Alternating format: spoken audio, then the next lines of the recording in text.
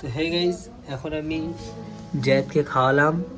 তো অনেকেই কমেন্ট করছো যে জায়েদের পায়ে যে বালাটা আমরা কোথা থেকে বানাবো, কিভাবে বানাবো, সেগুলোর জন্য পরে আমি ভিডিও বানিয়ে দেব। আর এখন দেখতে পাচ্ছ জায়েদ কত ছোটই ছিল, এখন হয়ে গেছে জায়েদ অনেক বড়, এক সপ্তাহের ভিতরে দেখতে পাচ্ছ। এখন জায়েদকে আমি খাইয়ে দিলাম, দেখতে পাচ্ছ আমার পেটটা ফুল আছে জায়েদের।